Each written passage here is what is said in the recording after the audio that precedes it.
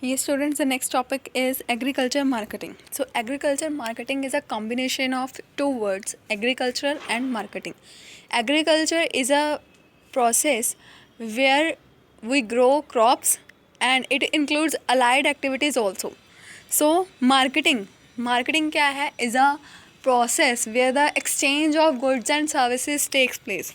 Exchange कर रहे हैं हम goods and services को.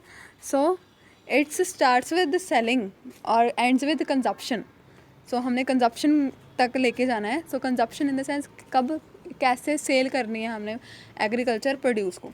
सो एग्रीकल्चर मार्केटिंग कॉम्बिनेशन अगर देखा जाए तो is a refers to system of those activities where are concern which are related with the selling of agriculture crops by the farmers. So it includes various activities from procurement means पहले हमने raw material को ख़रीदना है और बाद में जैसे raw material seeds खरीदने से लेके फार्मर्स की क्रॉप्स सेल करने तक के प्रोसीजर को यहाँ पे इंक्लूड करते हैं. सो दस agriculture marketing includes operation likes collecting, grading, processing, preserving, packaging, transporting, financing and distributing the agriculture produce. What are the systems of agriculture marketing in India? First is sale. Mainly हम इसमें rural areas को include कर रहे हैं. So first is sales in villages. So the formal system है कि हम cell कर रहे हैं एग्रीकल्चर प्रोड्यूस को विलेजेस में. So in India more than 50% agriculture output is sold under this system. So mainly sale होती है 3 मेथड से. Sale in rural markets, sale to local money lenders and sale to the rural agents of urban traders. So following are the main reasons why the farmers sell their produce in villages. First is highly convenient method है. Absence of organise market, means of transportation अगर available नहीं है then they are induced to sell their crops in villages. Farmers particularly the small farmers indebted to local money lenders, so that's why they are prone to sell their products in local markets. Marketable surplus with the farmers in small quantities, lack of storage facilities. Malpractices means misleading activities that are prevailed by the organized mandis. High tax rates. Next, second is sale in markets. First is sale in villages and second is sale in market. So another important system of agriculture marketing in India is sale in market. Market में sale करें in urban and in semi-urban areas. So the two types are unregulated markets and regulated markets. Unregulated means sale of crops by farmers to the traders and commission agents. Mainly they induce malpractices. Regulated markets are the crops sale by farmers to the approved traders, commission agents and government agencies which are approved by the government of the India. So due to government control, these markets are free from many malpractices. Third is cooperative marketing. Here 2 or 3 or more than 2-3 farmers, they collectively join hands and purchase a raw material and sell their product collectively in the market, and the gain they earned is divided among the farmers, so that's why their basic needs are fulfilled. Next is what is marketable surplus. Surplus क्या है? जब हम अपने cell value में से हमारी cost value minus करते हैं, दैट इज़ सरप्लस होता है. तो यहाँ पे क्या होएगा, सेल वैल्यू, क्रॉप्स को सेल करके जो हमारे पास वैल्यू आई है उसमें से हम जो प्रोक्यूरमेंट कॉस्ट है वो माइनस करेंगे. So marketable surplus refers the surplus agriculture produce available with the farmers over and above its own needs. So ये वो वाला सरप्लस है जिसको मार्केट में हम सेल कर सकते हैं.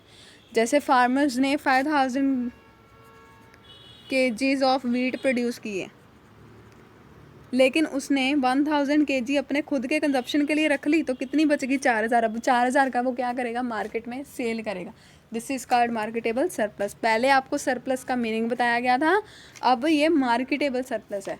सो दैट इज़ जो रेडी है सेल करने के लिए quantities, that is marketable surplus.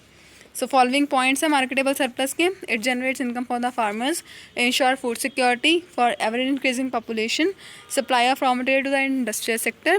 Higher the marketable surplus, higher is the growth of agriculture sector.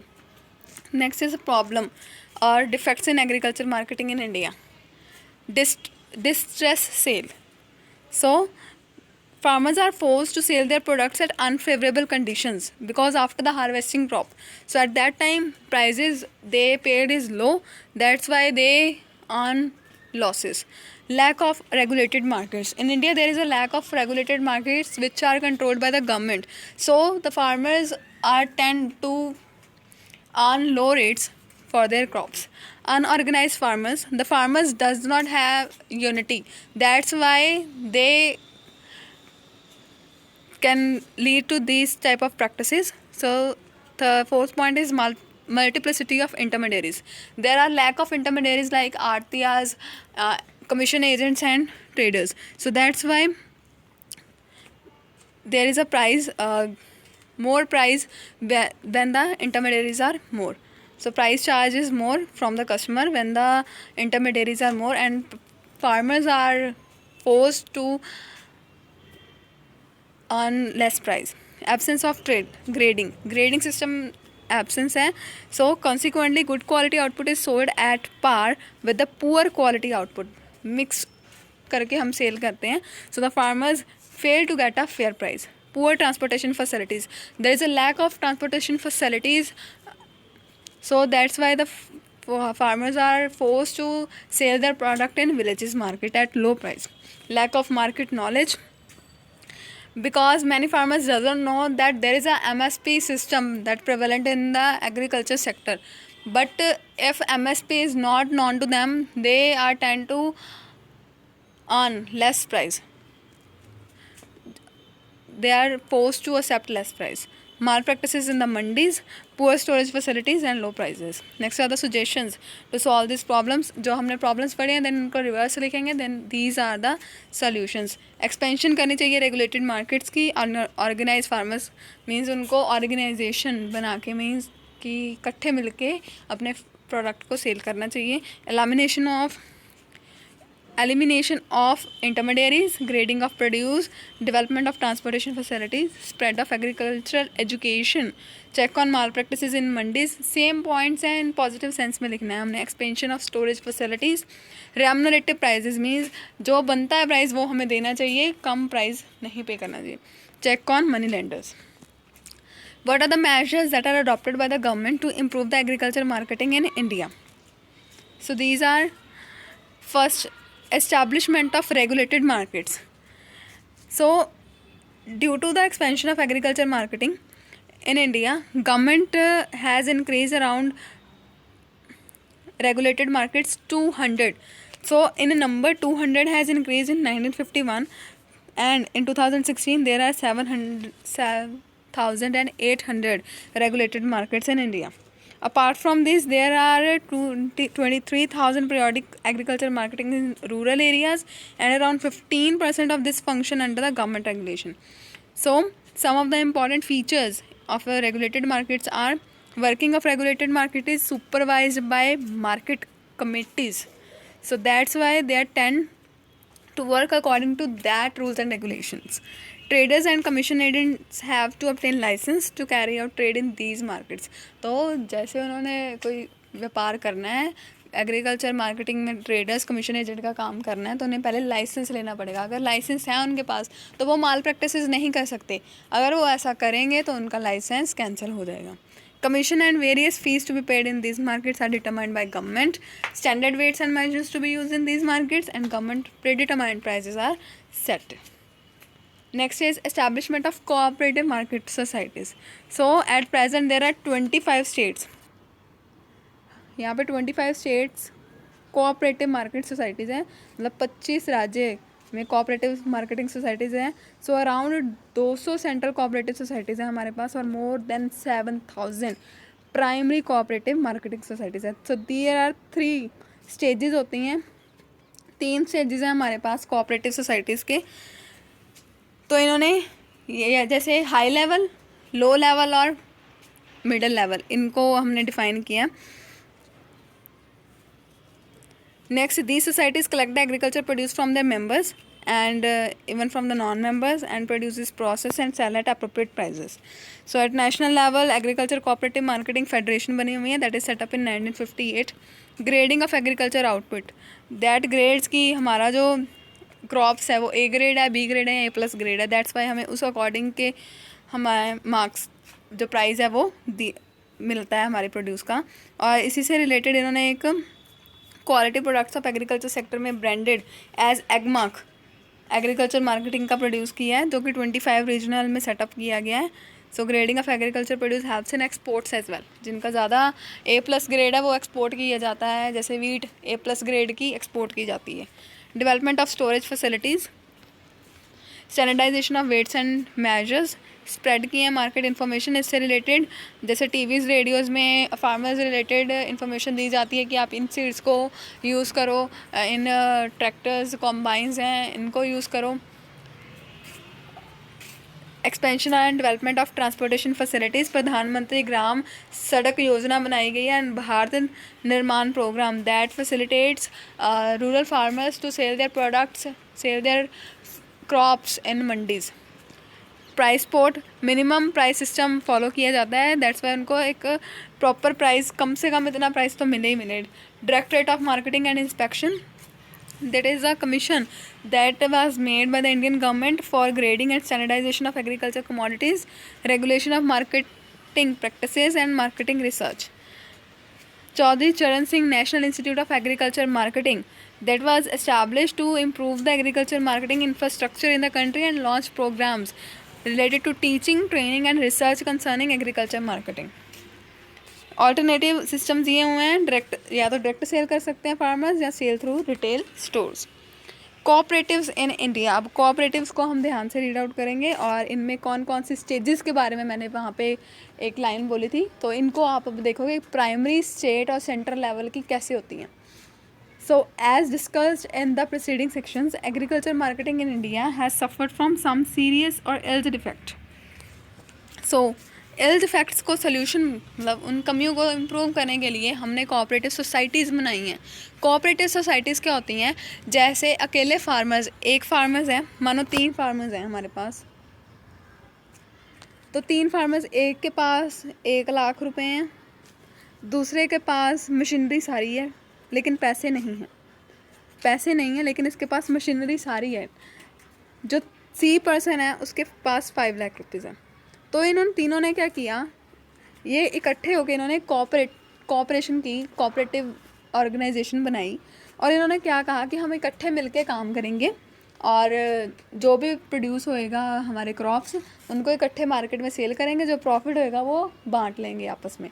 सो इससे क्या हुआ, तीनों का काम भी अच्छे से होगा और इसके पास 1 लाख में ये कुछ नहीं कर सकता, अकेले तो कुछ नहीं कर सकते, अगर इकट्ठे मिलकर करेंगे तो इनका जो आउटपुट है वो अच्छी होएगी और मशीन्स सभी अभी इसके पास अवेलेबल हैं तो इनका भी यूज़ हो जाएगा।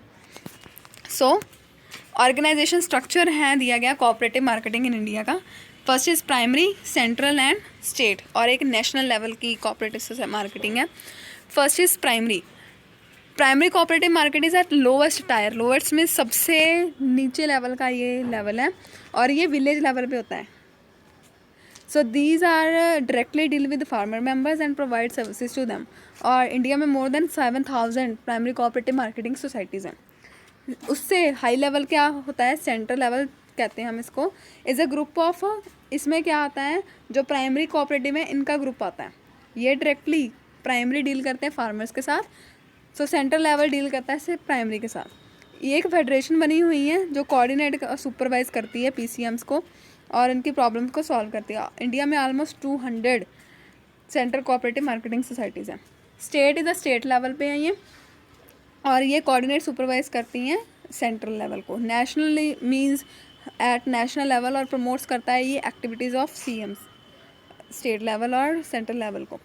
देखो ये हमारा प्राइमरी पीसीएमएस प्राइमरी लेवल पे है, उसके बाद सेंट्रल लेवल पे है, फिर स्टेट लेवल पे है, उसके बाद नेशनल लेवल पे है। ये सबसे lower tyre means lowest level है और ये हाईएस्ट लेवल है। जो पीसीएम लोअर लेवल वाले किससे डील करते हैं, डायरेक्टली फार्मर से, और ये जो हैं इनका कंट्रोल करते हैं स्टेट वाले सेंट्रल का और नेशनल वाले स्टेट का। सो ऐसे ये सिस्टम चलता है। ऑब्जेक्टिव्स क्या हैं इनके, एग्रीकल्चर प्रोड्यूस को रेम्युनरेटिव प्राइसेस पे सेल करना, क्रेडिट फार्मर्स को देना, स्टोरेज फैसिलिटीज़ प्रोवाइड करना, quality goods, quality agriculture inputs affordable prices पे सप्लाई करना, डिजामिनेट डिस्ट्रीब्यूट करना information regarding market to the farmers, conduct करनी है training programs to guide the farmers for adopting modern and scientific methods of cultivation. Operational procedure आपको पता है कि कैसे चलता है, पहले लो लेवल पे चलता है, देन हमारे ये लेवल्स बने हुए हैं। Next is progress of cooperative marketing in societies. So ये सेम पॉइंट है। हमारे पास कितनी स्टेट्स हैं जिनमें ये सक्सेसफुली चल रहा है? Maharashtra, Gujarat, Andhra Pradesh, Tamil Nadu, Punjab and Haryana. So here are the states where this cooperative societies work efficiently. Next advantages क्या हैं? अप्रोप्रिएट प्राइस मिल जाता है फार्मर्स को, मार्केटिंग इंटरमीडिएट्स की लेमिनेशन हो जाती है, कलेक्टिव बार्गेनिंग कर सकते हैं। अगर इकट्ठे मिलके कर रहे हैं, प्रोड्यूस कर रहे हैं, क्वालिटी प्रोड्यूस हुआ है हमारी क्रॉप्स और उनका प्राइस भी अच्छा हमें मिलेगा। क्रेडिट फैसिलिटीज़ मिल जाएंगी, storage facility for grading, supply of agriculture inputs, low marketing cost, dissemination of market information and processing of agriculture produce. Next है द डिफेक्ट्स अब वीकनेस क्या है इसके? Narrow base and limited scope इसका limited है, because इकट्ठे मिलके काम करना एक डिफ़िकल्ट टास्क है, और लिमिटेड जोग्राफिकल रीच, इनकी जो रीच है कुछ क्षेत्र तक ही लिमिटेड है। डिफंक्ट सोसाइटीज़, सो 1/3 है हमारे पास पोर्शन जहाँ पे ये CMCs एग्जिस्ट कर रही हैं। Poor capital base, financial position farmers की लो है, दैट्स वाई ये ऑपरेशनल अच्छे से नहीं हो पाता। Lack of cooperation, lack of government support, lack of technical expertise, corruption, lack of storage and grading facilities, lack of faith, भरोसा नहीं है, absence of processing and agriculture crops, problem concerning supply of inputs. Next are the suggestions. अब जो problems हैं इनको solve back step कर देंगे reverse positive sense में, that are the suggestions regarding agriculture cooperative societies.